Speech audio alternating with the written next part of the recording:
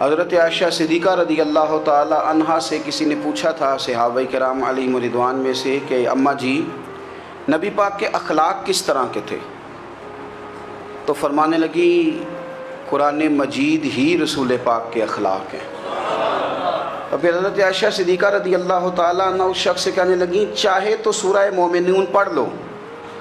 تو انہوں نے یہ ابتدائی آیات سورہ مومنون کی جب تلاوت کی تو حضرت عائشہ فرمانے لگی یہی تو میرے نبی پاک کے اخلاق ہیں، اور یہی وہ آیات ہیں جن میں اللہ تبارک و تعالیٰ نے بندہ مومن سے تقاضا کیا ہے کہ اگر وہ جنت کا وارث بننا چاہتا ہے، جنت وہ جگہ ہے جہاں رسول کریم علیہ السلام کا قرب بھی ملے گا اور رب کریم کی زیارت بھی نصیب ہوگی، وہ مقام فلاح، وہ مقام کامیابی، وہ مقام جہاں اللہ تعالیٰ اپنے بندوں پر اپنی رضا نازل فرمائے گا، اس مقام کا نام مقام جنت ہے۔ تو اس سورہ مبارکہ کی ابتدائی آیات کے اندر اللہ تبارک و تعالیٰ نے ان صفات کا تذکرہ فرمایا ہے کہ اگر وہ صفات ہم اپنے اندر پیدا کرنے میں کامیاب ہو جائیں، معنی یہ ہے کہ ہمیں اللہ تبارک و تعالیٰ نے جنت کا وارث بنا دیا ہے۔ بڑے غور کے ساتھ سورہ مومنون کی ان ابتدائی آیات پر غور کرنا چاہیے۔ رب فرماتا ہے قد افلح المؤمنون، تحقیق مومن کامیاب ہو گئے۔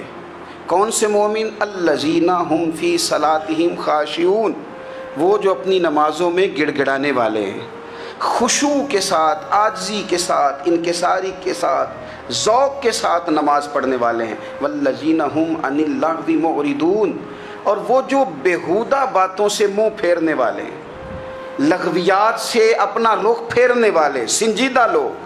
پھر ارشاد فرمایا والذین هم للزکاۃ فاعلون، جو زکوٰۃ دینے کا کام کرنے والے ہیں۔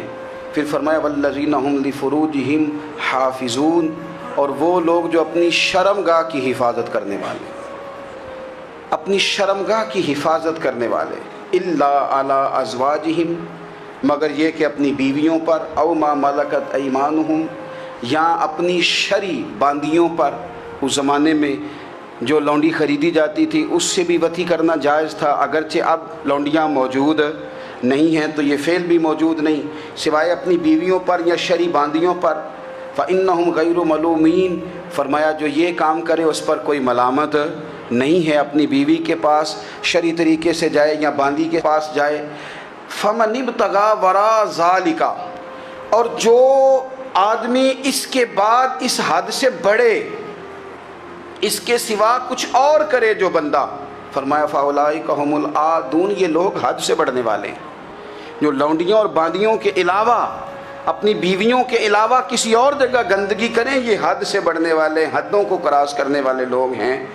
پھر ارشاد فرمایا والذین هم لاماناتہم وعہدہم راعون، اور وہ جو اپنی امانتوں اور اپنے وعدوں کی رعایت کرتے ہیں، امانتیں ادا کرتے ہیں، وعدے پورے کرتے ہیں، اور وہ لوگ جو اپنی نمازوں کی حفاظت کرنے والے ہیں، جن میں یہ خوبیاں آ گئیں۔ میرا رب فرماتا ہے نماز میں خشوع وضو حاصل ہو گیا، فضولیات سے بچ گئے، زکوٰۃ ادا کرنے والے بن گئے، شرمگاہ کی حفاظت کرنے والے بن گئے، امانتیں عہد پورے کرنے والے بن گئے، اپنی نمازوں کے محافظ ہو گئے۔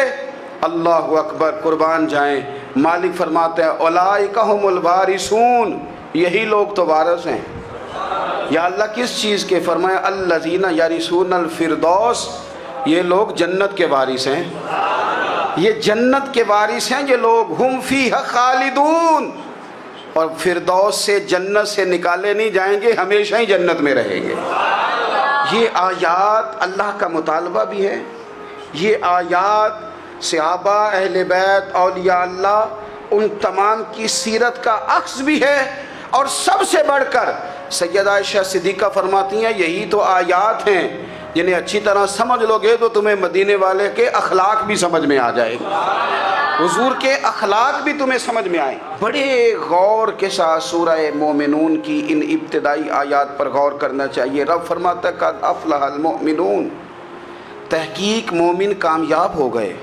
کون سے مومن؟ الذین هم فی صلاتہم خاشعون، وہ جو اپنی نمازوں میں گڑ گڑانے والے ہیں، خشوع کے ساتھ، عاجزی کے ساتھ، انکساری کے ساتھ، ذوق کے ساتھ نماز پڑھنے والے ہیں۔ دیکھیں قرآن نے یہ نہیں کہا شروع میں کہ وہ لوگ اپنی نماز پابندی سے پڑھتے ہیں، بلکہ فرمایا وہ نمازوں میں عاجزی کرتے ہیں، وہ نماز میں خشوع کرتے ہیں، خضوع کرتے ہیں۔ نماز ہم بھی پڑھتے ہیں، ڈھیر سارے لوگ ہیں جن کا یہ مطالبہ ہے کہ میرا نماز میں دل ہی نہیں لگتا۔ پہلی بات تو یہ ہے کہ دل نہ بھی لگے تو نماز پھر بھی پڑھنی ہے، اور دوسری بات یہ ہے کہ دل لگانے کو بھی تو کچھ انسان کے پاس چیزیں ہونی چاہیے نا، کچھ ضروریات ہوتی ہیں۔ سب سے پہلی بات یہ کہ مسئلہ نماز کا نہیں، مسئلہ اہمیت کا ہے۔ آپ نے اللہ تبارک و تعالیٰ کی ذات کی، رب کریم کے جلالت کی جتنی زیادہ اہمیت اپنے دل میں محسوس کر لی، اتنا ہی نماز کی طرف توجہ آپ کی بڑھ جائے گی۔ آپ سادی سی مثال ہے، غور کر لیں، جتنا آپ اپنے استاد کو پروٹوکول دیتے ہیں، جتنی عزت کرتے ہیں، اتنا ہی وقت پہ آپ ان کے پاس پہنچ بھی جاتے ہیں۔ اگر آپ کے دل میں اہمیت نہیں ہے تو آپ ٹال دیں گے، اور جس استاد کی اہمیت ہے اس کے فون کی گھنٹی بجتے ہی فون بھی اٹھایا جائے گا، اور بات پوری مکمل بھی نہیں ہوگی تو کہا جائے گا جیسے آپ کہیں گے، اور جو وقت وہ دیں گے ان سے 10 منٹ پہلے پہنچنے کی کوشش بھی کی جائے گی۔ بس سمجھ لیں دل لگنے نہ لگنے کا مسئلہ نہیں، اہمیت کا مسئلہ ہے۔ آپ جتنی اپنے مالک کی بارگاہ کی اہمیت سمجھ لیں گے، اتنا ہی وقت پہ مسجد آئیں گے، اتنا ہی شوق سے نماز پڑھیں گے۔ دوسری بات، نماز کے ترجمے پہ غور کریں۔ آپ یقین کریں اگر نماز کا ترجمہ ہمیں آ جائے نا تو ہمیں تو یوں لگے کہ ہم تو اپنے مالک کی بارگاہ میں عرض و معروض کرنے حاضر ہوئے ہیں۔ یہ سورہ فاتحہ ہی دیکھ لیں آپ، حضور فرماتے ہیں، رب فرماتا ہے سورۃ فاتحہ آدھی میری ہے آدھی میرے بندے کی ہے۔ جب اس نے کہا الحمدللہ رب العالمین الرحمن الرحیم مالک یوم الدین ایاک نعبد و ایاک نستعین، جب یہاں تک وہ لفظ کہتا ہے تو یہ حصہ میرا تھا۔ اس نے اپنے رب کی تعریف کی، اور جب کہا نا اس نے اہدنا الصراط المستقیم، اب بندے نے التجائیں شروع کر دی۔ اس نے کہا کہ مالک بھی تو ہے، رحمان بھی تو ہے، رحیم بھی تو ہے، عبادت بھی تیری کرتے ہیں تو مدد بھی تو تجھی سے مانگنی ہے نا، اب مہربانی فرمانا اہدنا الصراط المستقیم، ہمیں سیدھا راستہ دکھا دے، صراط الذین انعمت علیہم، ان لوگوں کا راستہ دکھانا جن پر تو نے انعام کیا ہے، غیر المغضوب علیہم ولا الضالین، ان کے راستے پہ نہ چلانا جن پر تیرا غضب ہوا، جو گمراہ ہو گئے ان کے راستے۔ تو نماز میں جب ترجمے پر آپ کا غور ہوتا ہے تو آپ کا تو دل خود بخود لگ جاتا ہے، شوق بڑھ جاتا ہے آپ کا۔ تو اتنی چیزیں ہم زندگی میں یاد کرتے ہیں، تو اگر ترجمہ بھی نماز کا یاد کر لیں اور پھر شوق سے پڑھیں تو آپ یقین کریں طبیعت کھنچی چلی آئے گی۔ ہمارے یہاں کچھ لوگ نماز پڑھتے ہیں پر بڑی لاپرواہی سے پڑھتے ہیں، کبھی ادھر دیکھتے ہیں کبھی ادھر دیکھتے ہیں، کبھی بال سہلاتے ہیں۔ اور میں نے دیکھا ہے سجدے جا رہے ہیں تو سیانے سیانے بندے کبھی کپڑے کو چھیڑ رہے ہیں کبھی جگہ کو چھیڑ رہے ہیں۔ میرے نبی کریم صلی اللہ تعالیٰ علیہ وسلم نے فرمایا ان لوگوں کا کیا حال ہے جو اپنی نماز میں نظریں آسمان کی طرف اٹھاتے ہیں، رکوع سے اٹھے تو اوپر دیکھنا شروع کر دیا، کیا حال ہے ان کا۔ اور پھر حضور نے ایک موقع پر تو سختی فرمائی، فرمایا جو نماز پڑھتے اپنی نظریں آسمان کی طرف اٹھاتا ہے وہ باز آ جائے، ورنہ ایسا نہ ہو کہ رب اس کی آنکھیں ہی چھین لے، وہ باز آ جائے اس کام سے۔ خشوع کے ساتھ نماز پڑھے، عاجزی کے ساتھ نماز پڑھے، اس کا دل لگا ہوا ہو نماز کے اندر۔ میرے نبی پاک صلی اللہ تعالیٰ علیہ وآلہ وسلم کے غلام حضرت انس بن مالک رضی اللہ تعالیٰ عنہ فرماتے ہیں کہ رسول پاک صلی اللہ علیہ وسلم نے مجھ سے فرمایا تھا کہ بیٹے نماز میں ادھر ادھر دیکھنے سے بچو، کیونکہ فرمایا نماز میں ادھر ادھر توجہ کرنا یہ بندے کو ہلاک کر دیتا ہے، ہلاکت ہے اس میں۔ اگر تم نے ادھر ادھر توجہ کی، نماز تم مالک کی بارگاہ میں کھڑے ہو اور تم دیکھ ادھر ادھر رہے ہو، تو ایک تو نماز عاجزی کے ساتھ۔ پھر فرمایا والذین ہم عن اللغو معرضون، وہ لوگ جو فضول باتوں سے، لغویات سے اپنا منہ پھیر لیتے ہیں، فضولیات سے۔ ہمارے ہاں نا بہت سارے لوگ ایسے ہیں جو بلا وجہ ان چیزوں میں دلچسپی لیتے ہیں جو ان کے مطلب کی نہیں ہے، ان کے مطلب کی مطلب آپ کسی سے ملنے کہتے ہیں کیا حال ہے، ٹھیک ہے جی، بچوں کا کیا حال ہے، ٹھیک ہے، بچے کتنے ہیں؟ تو بھئی آپ کو جب پتہ ہی نہیں تھا کتنے ہیں تو حال کیوں پوچھا آپ نے؟ آپ کرتے کیا ہیں؟ آپ کا بڑا بھائی کیا کرتا ہے، چھوٹا بھائی کیا کرتا ہے، ابا جی کیا کرتے ہیں؟ بھئی آپ کے مطلب کی بات نہیں۔ آپ مطلب کی مقصد کی بات کریں، بے مقصد باتوں میں الجھنے کی ضرورت نہیں ہے۔ دیکھیں، اپنا ادارہ میں چلاتا ہوں، اپنا گھر آپ چلاتے ہیں، اپنی ڈیوٹی آپ کرتے ہیں۔ آپ کو زیادہ بہتر پتہ ہے کہ آپ اپنا گھر کیسے چلا رہے ہیں، مجھے زیادہ بہتر پتہ ہے کہ میں مدرسہ مسجد، مجھے زیادہ بہتر پتہ ہے اس کے اندر کون سی اصطلاح کس طرح کرنی ہے، یہ مجھ سے زیادہ بہتر کوئی بندہ جانتا نہیں۔ اب ہم کیا کرتے ہیں، جب ہم دوسرے کے کام میں مداخلت کرتے ہیں تو دو نقصان ہوتے ہیں۔ ایک تو اس کے ساتھ ہمارا رائے کا اختلاف ہو جاتا ہے، اور دوسرا ہمارے اپنے بہت سارے کام رہ جاتے ہیں، کیونکہ ہماری توجہ ہی دوسرے کی جانب تھی، اپنے بڑے سارے کام رہ جاتے ہیں۔ اس لیے بہت ساری ایسی چیزیں ہیں جن میں بلا وجہ کوئی مقصد نہیں۔ ہم پرانے لوگوں سے باتیں سنا کرتے تھے، ہمارے بزرگ کہا کرتے تھے جڑے پنڈ جانا نہیں، جڑے پنڈ جانا نہیں ہوتا راہ پوچھنے دی کی لو۔ لغویات میں نہ الجھے، فضولیات میں نہ الجھے، یعنی ٹو میں رہنا، ٹو میں۔ آپ یقین کریں، میں نے پرسنلی طور پہ اس چیز کو محسوس کیا ہے کہ ہمارے بہت سارے اہم حقوق صرف اس لیے مس ہوتے ہیں کہ ہماری اپنے سے زیادہ توجہ سامنے والے پہ ہوتی، سامنے والے۔ میں نے دیکھا بڑے بڑے عجیب سوال اور بڑے بڑے انوکھے سوال، مطلب یہ کہ اتنی لمبی چوڑی، اور لوگوں کو بڑا پتہ ہوتا ہے یہ فلاں آدمی جو ہے اس کے بچے کتنے ہیں، وہ بیاہ کہاں پہ ہیں، کس کس علاقے میں ان کی شادیاں ہوئی ہیں۔ اتنی تفصیلات کی ہمیں ضرورت نہیں ہے، ہم سے تو ہمارے بارے میں پوچھا جائے گا، تو ہمیں اپنا معاملہ بڑا صاف ستھرا۔ دیکھیں کیا سونی بات کی مدینے والے رسول نے، قربان جائیں حضور کے جملوں پر۔ ایک شخص نے پوچھا حضور سونا اسلام کون سا ہے، خوبصورت مسلمان کون ہے؟ تو نبی پاک صلی اللہ علیہ وسلم نے فرمایا وہ خوبصورت مسلمان ہے جو بات اس کے مقصد کی نہیں، بے معنی ہے، وہ بات وہ چھوڑ دے۔ بے مقصد باتوں سے الجھنا جو بندہ چھوڑ دے وہ مسلمان بڑا سونا مسلمان ہے۔ ہم کمزور اس لیے ہوتے ہیں کہ ہماری توجہ زیادہ دوسروں کی باتوں پر پڑتی ہے۔ پھر فرمایا والذین ھم للزکاۃ فاعلون، وہ لوگ جو زکوٰۃ دینے کا کام کرتے ہیں، صدقات کرتے ہیں، خیرات کرتے ہیں، وہ کامیاب ہو جاتے ہیں۔ پھر فرمایا والذین ھم لفروجہم حافظون، وہ جو اپنی شرمگاہ کی حفاظت کرتے ہیں۔ نوجوان میری بات پر توجہ کریں، فرمایا وہ لوگ جو اپنی شرمگاہ کی، والذین ھم لفروجہم حافظون، وہ لوگ جو اپنی شرمگاہ کی حفاظت کرتے ہیں۔ حضور غوث پاک رضی اللہ تعالیٰ عنہ فرمایا کرتے تھے دو چیزیں انسان اپنی سنبھال لینا، ایک پیٹ اور ایک شرمگاہ، تو فرماتے تھے ولایت اس کے بڑی قریب آ جاتی۔ ہم نہ ان لذات میں الجھ جاتے۔ سیانے سیانے بندے روٹی کمر سیدھی کرنے کے لیے کھانی چاہیے، زبان کے ذائقے کے لیے نہیں کھانی چاہیے۔ یہ زبان کا ذائقہ لگ جائے یہ کہیں کا نہیں چھوڑتا انسان۔ اپنی شرمگاہ کی جو لوگ حفاظت کر لیتے ہیں، کوئی بڑے سے بڑا گناہ کرنے سے بھی بندہ کافر نہیں ہوتا، بندہ کفر کرنے سے کافر ہوتا ہے۔ گناہ بڑے سے بڑا کرنے والا بھی گناہ گار ہے، کافر نہیں۔ لیکن بعض گناہ ایسے ہیں جو جس وقت بندہ کر رہا ہوتا ہے اس وقت وہ مومن نہیں ہوتا۔ میرے نبی کریم صلی اللہ تعالیٰ علیہ وسلم نے فرمایا جب کوئی شرابی شراب پیتا ہے اس وقت مومن نہیں ہوتا، جب کوئی چور چوری کرتا ہے تو اس وقت مومن نہیں ہوتا، اور جب کوئی زانی زنا کرتا ہے تو تب وہ مومن نہیں ہوتا۔ اتنی دیر کے لیے اس کے دل سے ایمان نکال لیا جاتا ہے۔ یہ جو ہمارے لڑکے بن سنور کے نکلتے ہیں، یہ جو میک اپ کا خرچہ لڑکیوں کے برابر لڑکوں کا ہوتا جا رہا ہے، یہ جو لڑکے بھی رات کو چہرے پر کریم لگا کر کے سوتے ہیں، یہ بتا سکتے ہیں کہ مقاصد کیا ہے؟ بتا سکتے ہیں؟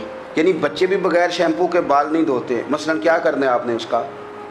بڑی بڑی قیمتی چیزیں جو ہیں وہ آپ نے رکھی ہوئی ہیں، مقصد کیا ہے؟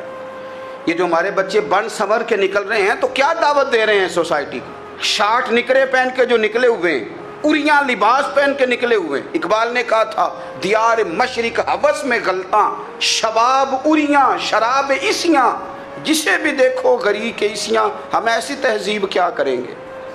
شباب اریاں، تم نے اپنی جوانی ننگی کر ڈالی ہے ساری، معاذ اللہ۔ کن مقاصد کے لیے؟ میں وہ اعداد و شمار بتا نہیں سکتا۔ ہمارے ہاں گاند سستا ہو گیا ہے، لوگوں نے گناہ تک پہنچنا آسان بنا دیا ہے۔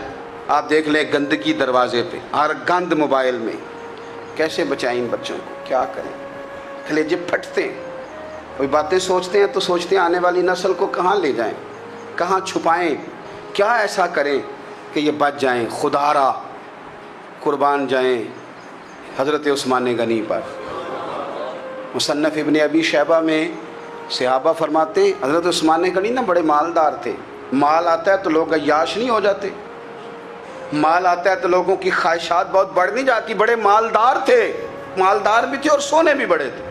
حضرت اسامہ بن زید کہتے ہیں میں نے زندگی میں اتنا سونا بندہ نہیں دیکھا جتنے حضرت عثمان غنی خوبصورت تھے، پیسہ بھی حسن بھی، لیکن فرماتے ہیں کہ حضرت عثمان غنی سب سے بڑھ کر اپنی شرمگاہ کی حفاظت کرنے والے اور سب سے بڑھ کر صلہ رحمی کرنے والے، رشتہ داروں سے اچھا سلوک کرنے والے، حیا والے، شرم والے، پاکیزگی والے۔ آپ کا ذہن ہے، آپ صبح اٹھتے ہی ذہن بنا لیں کہ میں نے آج اتنا سبق پڑھنا ہے، آج اتنی تفسیر دیکھنی ہے، اتنی عبادت کرنی ہے، فلانی نعت میں نے دیکھنی ہے، فلاں خیر کا کام کرنا ہے، فلاں آدمی کے ساتھ نیکی کرنی ہے۔ صبح ذہن بنا لیں، آپ کا ذہن وہی کام کرنے لگے گا۔ لیکن اگر صبح اٹھتے ہی ذہن میں گندگی ہے، رات کو سوتے ہی معاذ اللہ ذہن میں وسوسے ہیں، تو پھر سارا دن وہی چکی چلے گی، وہی انداز رہے گا۔ تھوڑا سا آپ کو اس کی نگرانی کرنی ہے، تھوڑا سا۔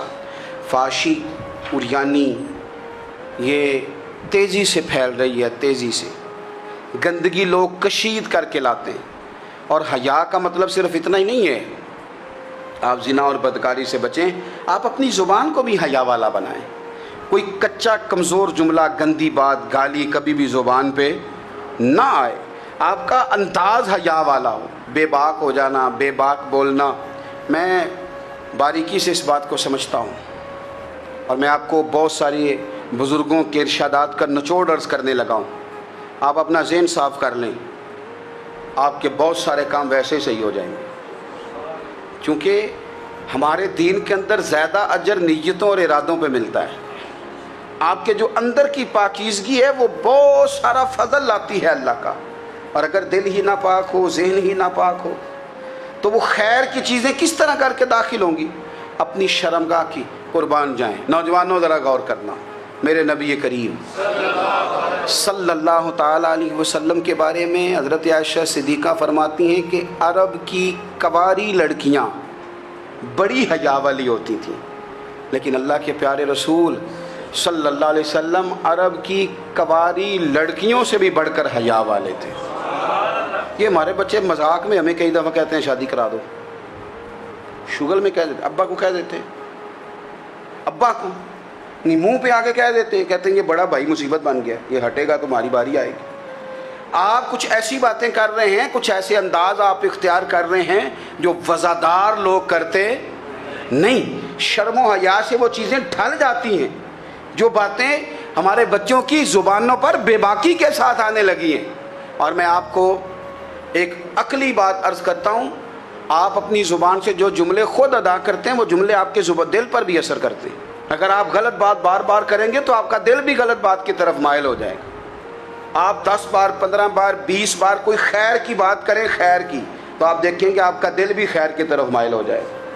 آپ خیر کی باتوں پر اپنے آپ کو لائیں، اچھی باتوں پر اپنی توجہ لائیں، آپ کا دل بھی اچھائی کی طرف مائل ہو جائے گا۔ کفل کا ایک واقعہ ترمذی میں ملتا ہے، ایک شخص کفل نام کا تھا بنی اسرائیل میں، ایک عورت مجبور تھی، اس کے بچے بھوکے تھے، تو کفل نے اسے مائل کر لیا کہ تو میرے ساتھ گناہ کرے گی تو پھر میں تیرے بچوں کی روٹی تجھے دوں گا۔ تو وہ عورت پہلے تو بیچاری نہ مانی، لیکن بچوں کی بھوک دیکھ کے مجبور ہو گئی۔ جب کفل کے قریب گئی نا وہ عورت، اس نے دروازے سارے بند کر لیے، ترمذی شریف میں اس کا واقعہ موجود ہے، چاروں جانب سے بند ہو گیا سارا کچھ۔ لیکن جب وہ کفل کہتا ہے میں اس بی بی کے پاس جانے لگا تو عورت کا وجود کانپتا تھا۔ جس بندے کو گناہ کی طرف جاتے اس کی طبیعت میں ہیجان پیدا ہو، تو معنی یہ ہے کہ ابھی ذہن پورا غلیظ نہیں ہوا، ابھی طبیعت پوری گندی نہیں ہوئی، ابھی ایمان کی بہت ساری قسمیں موجود ہیں، عورت کا وجود کانپتا ہے۔ تو کفل کہتے ہیں کہ میں نے اسے کہا کہ سارے دروازے بند ہیں، ڈرتی کیوں ہے؟ تو کہنے لگی ڈرتی اس لیے ہوں کہ سارے دروازے بند نہیں ہوتے، ایک دروازہ کھلا ہے اور وہ دروازہ رب قدیر کا دروازہ ہے، اسے کیسے بند کیا جا سکتا ہے؟ تو کہتے ہیں جب اس نے یہ لفظ کہے تو مجھ پر بھی بات کا اثر ہوا، مجھ پر بھی۔ تو میں نے کہا کہ اگر تو عورت ہو کہ رب سے اتنا ڈرتی ہے تو مجھے تو اس نے مرد بنایا ہے، تو مرد تو ہوتا ہی وہ ہے جو اپنے آپ پر کنٹرول کر سکے۔ تو اب نہ معاملہ آگے جائے گا، اب یہاں بات رکے گی نہیں، جا میں تجھے آزاد کرتا ہوں۔ عورت گئی، اس نے توبہ کی، کفل نے، اور رات رو کے کہنے لگا مالک آج میں نے توبہ کی ہے تو میرے اوپر مہربانی کرنا، میری توبہ ٹوٹنے نہ پائے۔ رات اس نے توبہ کی، رات ہی انتقال ہو گیا۔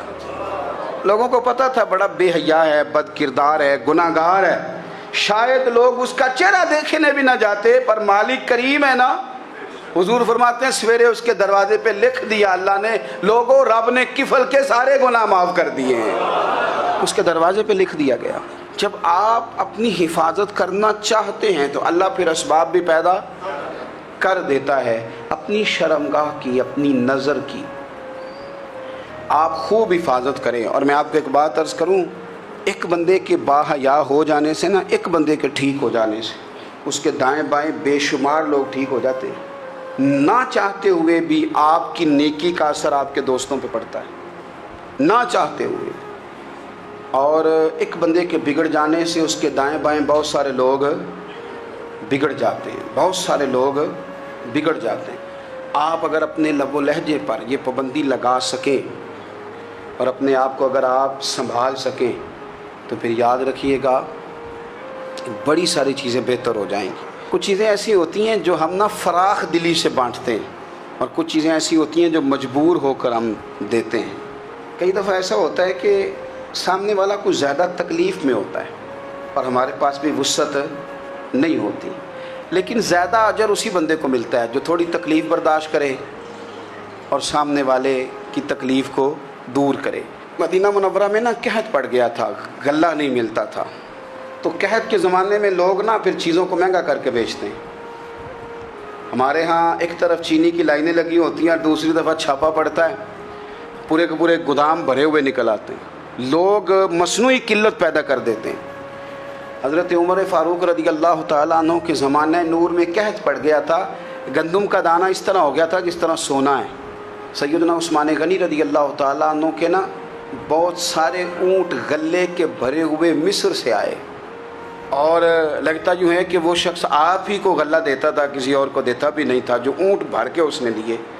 تو مدینہ منورہ کے اندر جب وہ مال پہنچا نا، آپ کو بتانا یہ چاہ رہا ہوں کہ ساری تجارت بندوں سے نہیں کرنی چاہیے، کچھ اللہ سے بھی کرنی چاہیے۔ رب سے جو بندہ تجارت کرتا ہے وہ بڑا کامیاب ہوتا ہے۔ وہ غلے سے بھرے ہوئے اونٹ آپ کے پہنچ گئے تو تاجر آئے، انہوں نے آگے کہا عثمان ہم کھول کے نہیں دیکھتے کہ اندر مٹی ہے کہ سونا ہے، اور یہ بھی نہیں پوچھتے آپ نے کتنے کا خریدا ہے، آپ کی زبان پر اعتبار ہے، آپ نے جتنے کا مال لیا ہے نا ہم ڈبل دیتے ہیں، آپ ہمیں دے دیں۔ آپ فرمانے لگے نہیں مجھے زیادہ نفع ملتا ہے۔ انہوں نے کہا 2 گنا، فرمایا نہیں زیادہ ملتا ہے، کہا 3 گنا، فرمایا زیادہ ملتا ہے۔ وہ کہنے لگے اس سے زیادہ تو کوئی تاجر ہے ہی نہیں جو زیادہ دے، فرمایا بس مجھے ملتا ہے نا۔ کہا کتنا ملتا ہے؟ فرمانے لگے لگتا ہے کہ اگر وہ تاجر زیادہ کرم نوازی کرے تو 700 گنا تو دے گا ہی، اور باقی کریم ہے۔ انہوں نے کہا جی نہیں اتنا نہیں ہم دے سکتے، پھر آپ بیچ لیں۔ یہ بات ہی سمجھ میں نہیں آتی۔ لوگ چلے گئے تو حضرت عثمان غنی مال اٹھا کے مسجد کے دروازے پہ لے گئے، جا کے کہنے لگے اے عمر اعلان کر دیں جس غریب کو گندم کی ضرورت ہے، آسانی کے دور میں نہیں دقت کے دور میں، جب لوگوں کو مل نہیں رہی چیز، جس کو ضرورت ہے وہ آئے اور آ کے لے جائے۔ جب جناب عثمان غنی کے اس غلے کا اعلان ہوا تو تاجروں کو اب مسئلہ سمجھ میں آیا کہ یہ 700 گنا کو بندہ نہیں دے رہا، یہ رب کریم عطا فرما رہا ہے۔ میرے عزیز کچھ سودے رب کے ساتھ بھی کریں۔ اگر کوئی بڑا ضرورت مند دروازے پہ آ جائے نا تو پھر اپنا نفع نقصان نہیں سوچنا، پھر تو رب کے ساتھ تجارت کرنی ہے۔ ضرورت مند کی ضرورت کا لحاظ کرنا یہ نہ مسلمانوں کے ایک دوسرے کے قریب کرے گا۔ ہم کون ہوتے ہیں کسی کی حاجت پوری کرنے والے، ضرورت پوری کرنے والے؟ کرنے والا تو اللہ ہے۔ تو اگر رب ہمیں کبھی وسیلہ بنائے، ذریعہ بنائے، تو پھر ہمیں ذرا نا خوش دلی سے بننا چاہیے، ذوق اور شوق سے بڑھنا چاہیے، پھر ہمیں کمزور نہیں پڑنا چاہیے۔